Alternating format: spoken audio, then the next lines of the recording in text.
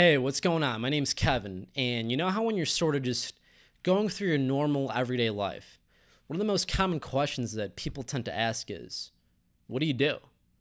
And I've always had a really hard time answering this question just because I have so many different passions and interests, but the way I've been answering it recently, at least, is I help people get over a breakup. But what I've slowly been realizing is that that's actually a load of shit. And that's not because I don't help people get over a breakup. It's because this whole idea of getting over a breakup is actually a misnomer. Because what you're actually doing is you're not getting over a breakup. What you're really doing is you're getting over yourself. Think about that. See, the breakup is this external thing that's already happened. It's in the past. It's out there, you can't control it, and you can't do anything about it. The only thing that you can control is yourself and how you personally choose to respond to it. Make sense? This is like a really important distinction because once you realize this, you start to get that everything you're feeling right now is entirely up to you. No one's like holding a gun to your head and saying, you have to think about her. You have to miss him. You have to, think about all the good times you had together and, all that. It's your choice. And if you're feeling shitty right now, you're doing it to yourself.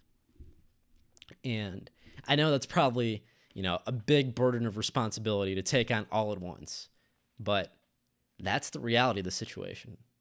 But at the same time, I do want to balance it with a more understanding perspective of reality because it is perfectly natural to be feeling everything you're feeling right now. It's totally normal to be down in the dumps after getting dumped.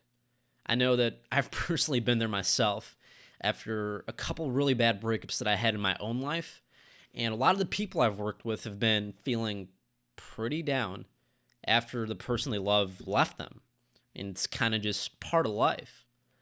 But despite that, there's still a really important distinction that you need to make here. And there's a great Buddhist quote that actually does a wonderful job of illustrating this. And it goes like this: pain is inevitable, but suffering is optional. Like I said, it's normal to be in pain after your ex leaves you. You wouldn't be human if you were just totally cool with it. But how you react to that pain and how you deal with it is going to determine how much you suffer. On a scale of 1 to 10, that pain is probably a 10. Breakup is like one of the worst experiences you'll probably ever have in your life, close to losing a loved one. But you can leave it at a 10 and figure out a way to deal with it and cope with it, or you can actually start multiplying it by another 10 by doing a ton of crazy things to try to get them back. Like calling and texting over and over again, constantly thinking about them, replaying all those good times you guys had. Oh, and then checking their Facebook. That's a really big one, just to see what they're up to. But of course, you're probably not doing that, right? Some of us struggle with that, but not you. No, but seriously, the only real way to make the pain go away is to come to terms with it and accept it.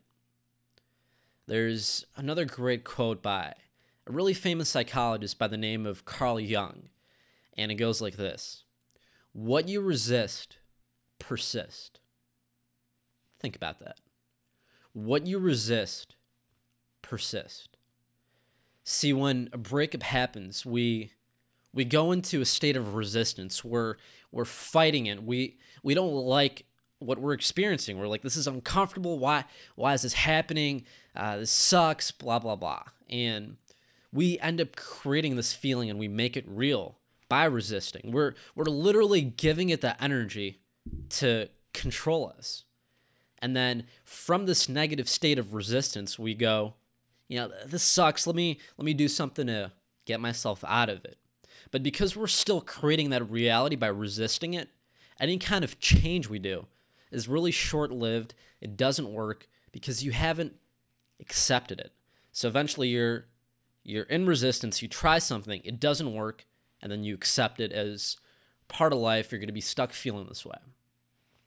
But what if we tried something different? What if we just accepted it to begin with and then worked to change it from a place of understanding and compassion, realizing that, yeah, this is really hard, but I accept this. I accept all the pain I'm feeling. I embrace where I'm at, and I'm going to do something to get myself out of it. I think that would be a lot more helpful. And really, the only way to overcome it is to stop resisting it. And once you stop resisting, then you actually give yourself the chance to embrace it and get over it. And there's a really great quote by a really famous philosopher named Francis Bacon. And it goes like this: nature, to be commanded, must be obeyed. So if you want to get over your ex, then you have to face and embrace all the pain that you're feeling right now, and you have to accept it as part of the recovery process. In other words, you have to swim with the current, not against it. And don't get me wrong, it's still going to be really hard, but swimming with the current is going to make things a lot easier than trying to go against it. And I actually want to give you something else that is going to make things a little bit easier on you and could probably help. And I want to send you a free chapter from my book that I wrote on how to get over a breakup. And in this chapter, you're going to learn the number one most important decision that you absolutely need to make after a breakup if you ever want to feel better ever again. You're also going to learn why trying to get your ex back doesn't work, and how trying to get them back is actually only going to make things worse. You're also going to discover the number one biggest mistake that most guys make after a breakup and how to avoid it. And you're going to learn the number one most crucial belief that you absolutely must have in order to get over your ex and move on with your life. And you're going to learn how not having this belief can actually play a sneaky trick on your mind that'll literally prevent you from moving on without you even realizing it. So if you want to learn all these things, then make sure you click that link below to download a free chapter from my book, and I hope it helps. I'll talk to you soon.